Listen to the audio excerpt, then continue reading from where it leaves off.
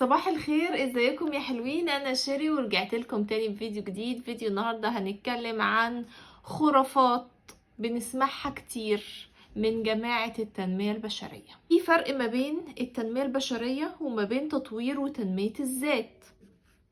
فرق كبير جدا. تطوير وتنمية الذات دي حاجة مهمة جدا، ودي دايما بيبقى فيها خطوات وبيبقى فيها كلام على أرض الواقع ان انت تقدر تنفذه، مش بس عن كلام يعني ملهوش معنى، بس كلام شكله حلو او هيخليني مبسوط او هيديني حافز بس مؤقت، وبعد كده الموضوع مش هيستمر معايا وهرجع تاني لحياتي القديمة. لكن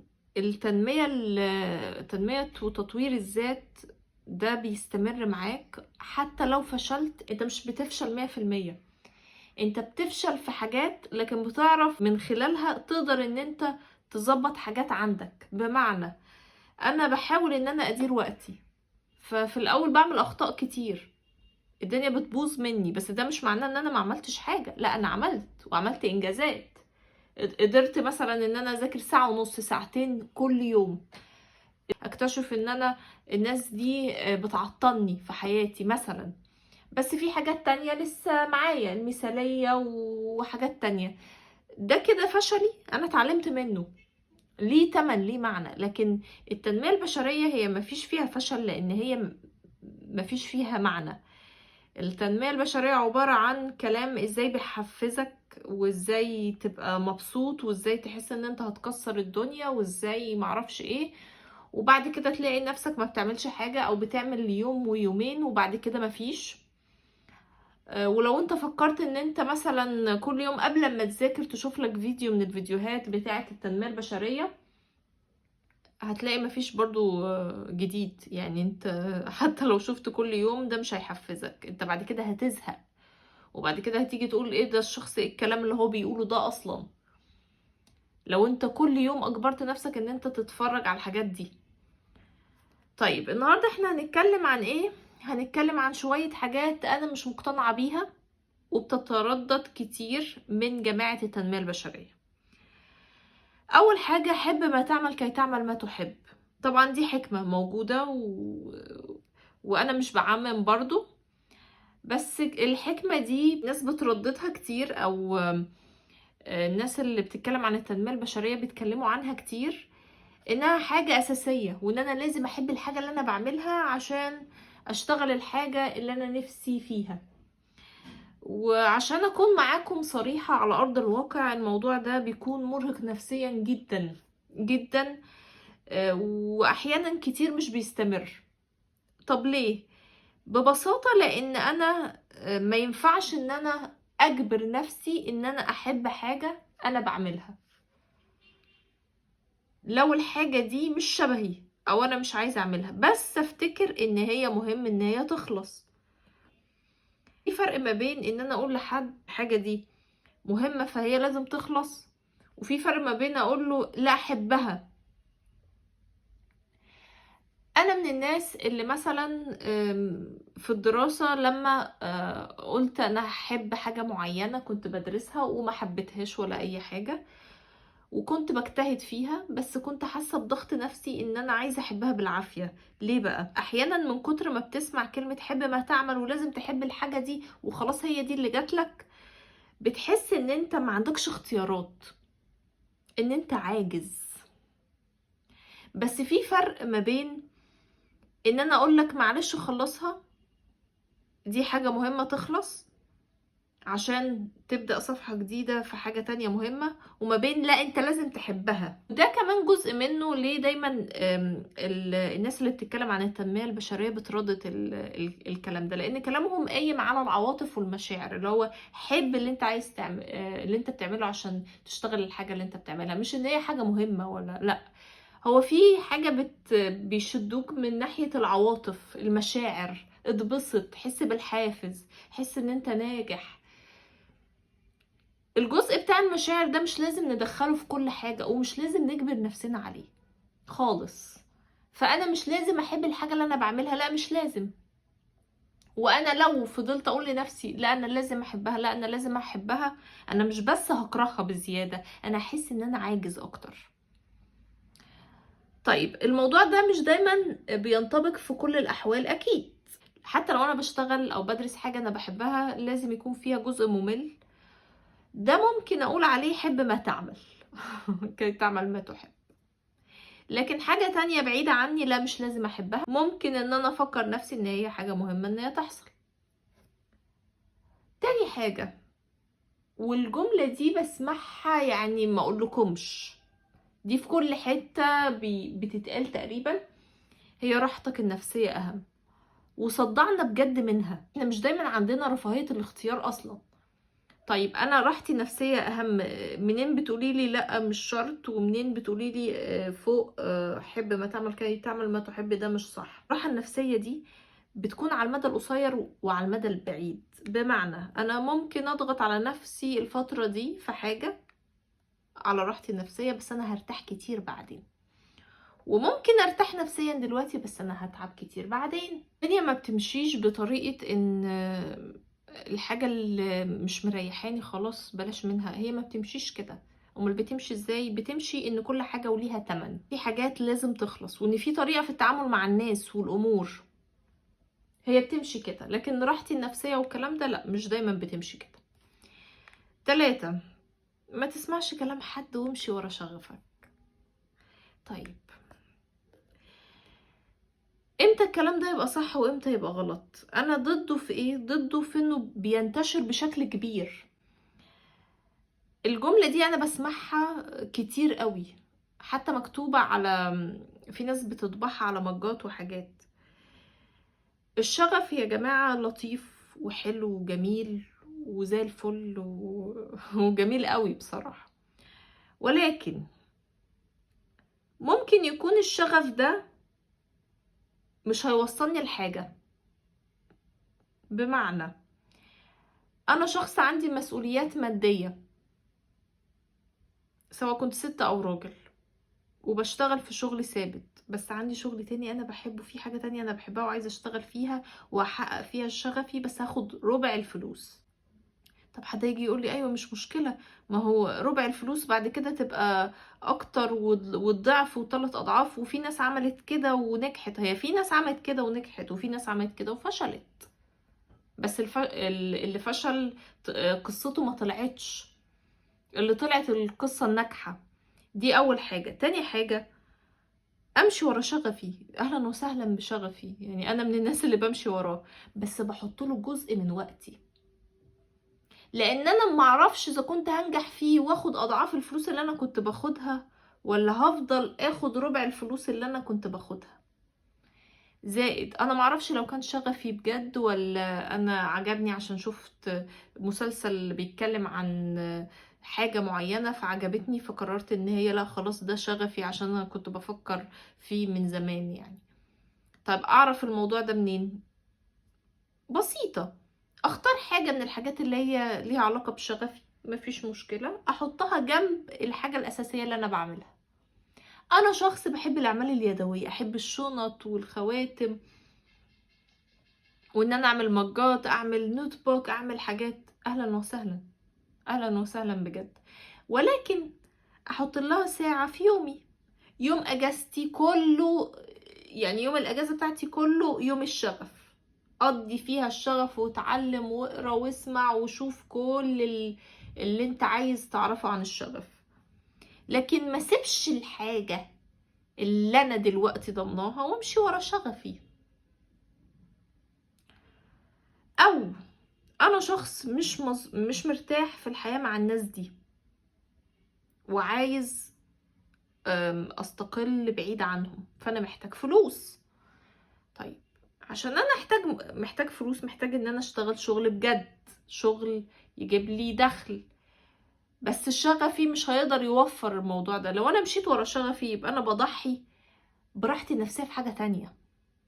زي ما قلت لكم كده في الاول، هي كل حاجة وليها مقابل، كل حاجة وليها تمن انت بتدفعه، فاعرف التمن اللي انت هتدفعه ايه، ولو انت مستعد ان انت تدفعه خلاص براحتك. رابع حاجة، ودي اكتر واسوأ جملة انا بسمعها من جماعة التنمية البشرية: اقتل الروتين. الروتين عند الجماعة التنمية البشرية بمعنى الملل. هم عندهم كلمة الروتين معناها ملل، ومعناها حياة زي الزفت، ومعناها ان انت بتصحى يعني تكرر حاجات ملهاش معنى، حاجات مملة تضايقك مش تبسطك كده وتحفزك كده وتبقى ايه. روتين معناه ايه؟ انا حاطة هدف، مقسمة الخطوات، كل يوم بمشي عليها وثبتها في عادات يومي. مش معناها ان انا بعمل حاجة مملة.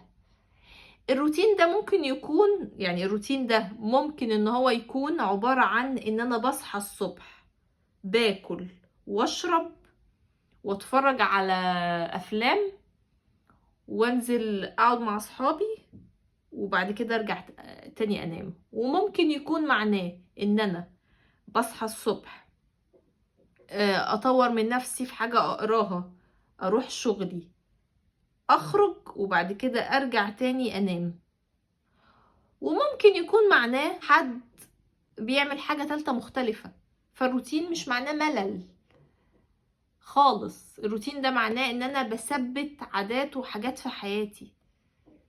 يا فرحتي في ان انا ما عنديش حاجة ثابتة وكل يوم كده بالبركة بتاعته وزي ما تيجي تيجي. وما عندكش روتين يعني انت ما عندكش هدف، ما بتمشيش في هدف. لان انت لو عندك هدف وبتمشي بخطوات هيبقى عندك روتين. كده النقطة كام؟ 5 نقطة. الطريقة السخيفة لمدربين التنمية البشرية، بصراحة دي برضو من الحاجات اللي أنا ما بحبهاش. دايما تلاقيه بيغلط في الشباب وبعد كده بيمدح فيهم. يعني هو باستثناء يمكن أكتر واحد كان أفضلهم في إن هو عنده كاريزما كان إبراهيم الفقي. ده كان من أكتر الناس اللي كان عندهم كاريزما في إن هو يعرف إزاي يتكلم. حتى كمان كانت طريقة صوته، كان شوية يعلي صوته شوية يوطي صوته، كان دمه كمان خفيف. هو اكتر واحد نجح في المجال ده. بس طريقة ده بغض النظر ان انا برضو ما زلت ما بحبش المحتوى بتاعه بصراحة، او محتوى التنمية البشرية. لكن بغض النظر عن الموضوع ده، الطريقة بتاعت المدربين التنمية البشرية خصوصا الاجانب، يعني انا ما شفتش غير مصريين بصراحة، يعني شفت بس مصريين واجانب. في طبعا اجانب شخصيات كتير، بس انا مش عايزة اقول اسم حد عشان لو قلت الاجنبي لازم اقول العربي. ففي واحد عبارة عن ان هو بيقلد فيديوهات واحد اجنبي بالظبط، يعني بطريقته حتى بطريقته في الغلط في الكلام. فدي حاجة بصراحة سخيفة، انا ما بحبهاش، طريقتهم سخيفة جدا. النقطة بقى اللي وراها، ودي نقطة مستفزة قوي قوي، ستايل حياتهم، ادعائهم للقيم من اجل جذب انتباه اكبر ليهم، واستغلال الدين. طبعا برضو ده مش في كلهم عشان اكون برضو يعني حقانية، لان انا مش معنى ان انا ما بحبش حد ان انا يعني هعمم، لا. بس في ناس تلاقيهم دايما وهو بيتكلم عن التنمية البشرية والحاجات دي لازم في الفلوجات بتاعته يبين لنا اللكشري لايف اللي هو عايش فيه، العربيات وهو راكب العربية نازل رايح المكتب بتاعه، عنده شقة. يعني بغض النظر ان الحاجات دي بتكون، يعني هو بيكون عشان يقولك ان انا غني نتيجة الكلام ده والسلوكيات دي. هو ما بيكونش معاه فلوس نتيجة الحاجات دي اصلا، هي بيكون من قبلها. طبعا ممكن يكون هو شخص اتولد اصلا في بيت غني، او ممكن يكون عايش بالتقسيط عشان خاطر يبني الصورة ويعرف يقنع الناس بالحاجات دي، اللي هو بيسموهم الاغنياء بالدين. في كمان نقطة تانية انا ما بحبهاش، استغلال الدين. في بعضهم تلاقيهم شوية كده بيخشوا في السكة دي، ان هم يدخلوا الدين في طريقة كلامهم عشان يجذبوا انتباه أكبر ليهم، عشان يبقى عندهم جمهور متدين وجمهور مهتم بالتنمية البشرية. طيب حد هيجي يقول لي طب ايه المشكلة ان هو يتكلم عن الدين؟ هو ده معناه ان هو يستغله؟ هو في فرق ما بين ان انا بتكلم عن الدين، وفي فرق ما بين ان انا اقعد اتكلم عن الحلال والحرام. تلاقي الشخص نفسه اللي بيتكلم عن الدين ويتكلم عن حاجة ان هو لا، هو بطل يعمل الحاجة دي عشان ما ينفعش وهي حرام وبيدعو الناس ليها، في نفس الوقت بيعمل ان هو بيعمل حاجة شبهها برضو وهي حرام. الكلام التحفيزي المنمق الكتير واللعب على مشاعر اللي قدامي، ان انا ازاي اخلي عنده ثقة بنفسه ويصدق ان هو قادر ووصل لنص الطريق وهو لسه اساسا ما بدأش. ده انتوا دايما هتحسوه في الفيديوهات دي، فيديوهات التنمية البشرية دايما تحسسك انت وصلت لنص الطريق، ما يعني وانت لسه ما بدأتش، بس انت وصلت لنص الطريق وانت قادر، وانت ثقتك بنفسك، وانت معرفش ايه، وانت ايه وانت ايه وانت ايه. طيب ايه المشكلة في الكلام ده؟ المشكلة في الكلام ده ان لما الشخص بيسمعه كتير ان هو لا، هو شخص عظيم، هو شخص جميل، هو شخص منضبط، هو باخد الجزء بتاع الثقة بالنفس كلام من نوعية الناس دي. وده غلط ان انا احسه من ناس، استمده من شخص. امال بستمده من ايه؟ بستمده من انجازاتي. طيب ايه المشكلة ان انا احسه من شخص؟ المشكلة انه لما احسه من شخص مع اول موقف صعب اتحط فيه، الثقة بالنفس دي بتبقى عاملة زي ما تكون بيت بس معمول من عود كبريت. اقل خبطة هوا هتوقع البيت ده، لكن البيت اللي معمول من طوب وحجر واسمنت مش اقل هوا هيوقعه. فده الفرق ما بين اللي بيعمل الثقة بالنفس من انجازاته، ومش انجازاته دي معناها ان هو يكون عمل 7 مليون جنيه ولا. انجازاتك دي باهداف صغيرة انت بتحققها وماشي في طريقك، حتى لو كانت حاجات قد كده. لو انت شخص بتقدر 3 ساعات تواظب ان انت تذاكر وتطور من نفسك وتبعد عن حاجات غلط، برافو عليك بجد، انت كده في طريقك الصح. ده كده شخص بينجح ويعتبر ناجح، يعتبر ناجح في ان هو قادر لحد دلوقتي ان هو يدير وقته. لكن بقى اللي بياخد ويستمد من الكلام وانت هتكسر الدنيا والكلام ده، الكلام بيخلي الثقة بالنفس عاملة زي عود الكبريت. يعني شخصيتك بتتبني زي عود الكبريت، ما تكون بيت كده مبني من عود كبريت. طيب في بقى نوعية عن التنمية البشرية، ودي بعيدة عن النوع التاني. ده نوع تاني من جماعة التنمية البشرية ابتدى ينتشر الفترة الأخيرة. حبيت ان انا اتكلم عنه برضو لان الموضوع ده يعني غريب شوية. هو عبارة عن نوعية الناس بتاعت ازاي تتعرف على بنات، ازاي تتعرفي على شاب. هي اكتر طبعا ازاي تتعرف على بنات، لان دي اصعب ان الراجل يبقى عنده اصحاب بنات. لكن لو بنت عايزة يبقى عندها اصحاب شباب الموضوع بيكون اسهل بكتير. بس هقول لكم برضو عن شوية حاجات انا بشوفها غريبة قوي. طبعا في ناس كتير، بس في كم واحد كده هو اللي واخد الريادة في الموضوع ده. عبارة عن شخص عبارة جايب عربية وساعة ومعرفش ايه وحاجات، وبنت أمورة جنبه وقاعد عمال يدي نصايح للناس ازاي تقرب من بنت، ازاي تعرف معرفش ايه، ازاي تحسسها بايه. كلام يعني انا هقول لكم مشكلة الكلام ده ايه. هقول لكم مشكلة الكلام ايه. هتكلم عنه بالنسبة للبنات وبالنسبة للشباب. بس عايزة بس اوضح حاجة قبل ما اتكلم. انا مش ضد خالص، انا مش ضد خالص فكرة التعرف على الناس. يعني انا مش ضد ان يبقى في صداقة وان البنات يتعرفوا على شباب والشباب يتعرفوا على بنات، لا انا مش ضد ده.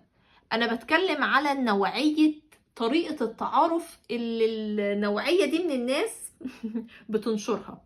يعني نوعية الناس اللي بتنشر طريقة التعرف على بنات وشباب بالشكل ده. اول حاجة مفيش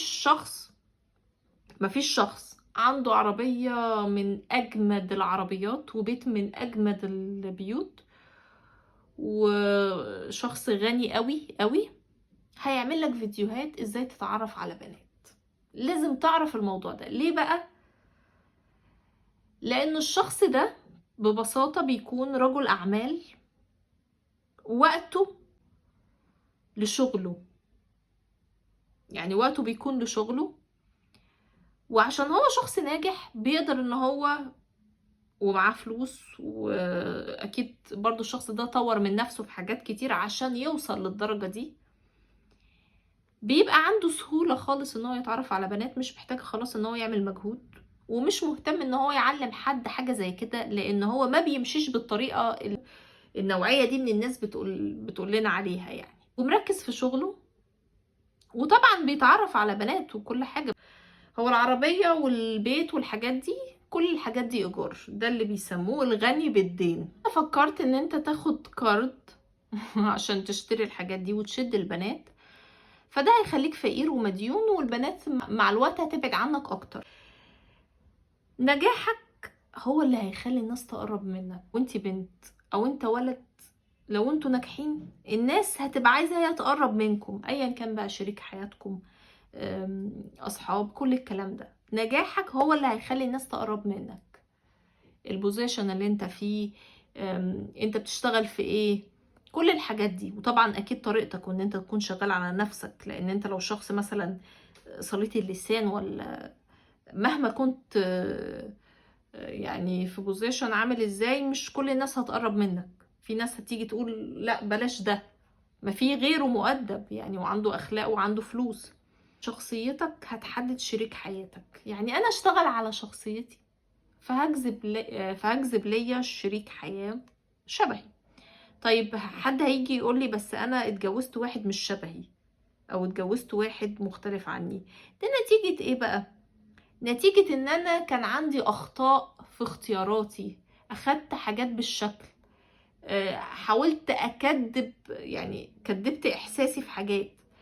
لكن انت شخصيتك هي اللي هتحدد شريك حياتك بكل بقى حاجة فيها. يعني انا لو انا شخص كويس وكل حاجة، بس انا شخص ساذج، فاحتمال ان انا اختار شخص ما عندوش اخلاق.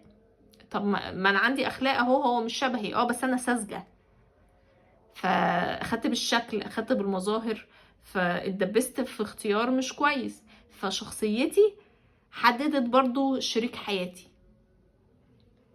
طيب البنات بقى، نشوف نصايح عن البنات، وطبعا يعني شفنا الموضوع ده كتير. هو الاول هيجري وراكي كتير كتير عشان بعد كده انت تجري وراه. طب ايه الحل؟ ما هو لازم يجري ورايا؟ لا، هو مش لازم يجري وراكي، هو يبقى مهتم طبعا ان هو يتعرف عليكي اكيد، ويعمل مجهود عشان كده، لكن الطريقة بتاعت ان هو مش مصدق نفسه ان انت كلمتيه، وان هو منبهر بيكي، الطريقة دي ما تصدقيهاش، لان الحب عموما بيبدأ صغير صغير صغير، وبعد كده بيبدأ يكبر. الانبهار بيبقى في الاول كبير، وبعد كده بينتهي، لان احنا في الاول وفي الاخر بشر زي بعض يعني، مفيش فرق. يعني في ناس اذكى واجمل اكيد، بس برضو احنا في الاول وفي الاخر زي بعض يعني.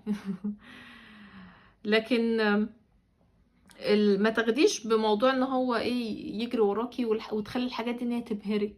ده بيجري ورايا، ده مهتم، واحتمال يكون مهتم بيكي عشان يبهرك بيه ويخليكي ان انتي تتعلقي بيه. الشخص اللي مقضي حياته للبنات بس وعلاقات، وده اللي يعني في بنات بتحبه، اللي بيكون دايما كده اصحابه بس بنات، اغلبية اصحابه بنات، شخص وعنده شباب بس اغلبيتهم بنات، يحب البنات الكتير، مقضي حياته عبارة عن ان هو بيرضي دي ودي ودي، وده ولا جدع ولا هيقف جنبك، ولو عندك مشكلة مش هتلاقيه بيسندك في حاجة، وده ملهوش اي اهمية خالص. امال ده عايز ايه؟ ده عايز ان هو يقضي حياته بيجري ورا الناس، يعني ده يحب ان هو يتعامل مع ناس بتعامله بإهانة في الأغلب. هتلاقيه البنت اللي بتكشم له بيجري وراها، ولما البنت مثلا تحبه أو تبين مشاعر ناحيته يسيبها. فالنوعية دي ما ينفعش معاها الطريقة دي. تالت حاجة، ارفعي معايير اختياراتك، ومعاها تطور نفسك، ما ترضيش بالحاجة القليلة في اختياراتك. في كل حاجة. يعني دايما ارفعي معايير اللي انت بتختاريها، ما تختاريش حاجات قليلة، ارفعي المعايير. بس وانا برفع المعايير بطور من نفسي، ما انا ما ينفعش ان انا ارفع المعايير وانا شخصية لسه في مكاني. ما انا الشخص اللي انا عايزة ارتبط بيه او عايزة اكون معاه مش هيبص لي، لان بس انا مش بطور من نفسي. لازم اطور من نفسي. يعني اساس كل ده ان انت ما تسمعش كلام النوعية دي من الناس، سواء كنت بنت او ولد. تنجح، تطور من نفسك، تشتغل على شخصيتك، تتعرف على الناس، تمام وكل حاجة، بس اخلي دايما في حدود ما بيني وما بين الناس، واقرب واحدة واحدة للناس اللي شبهي.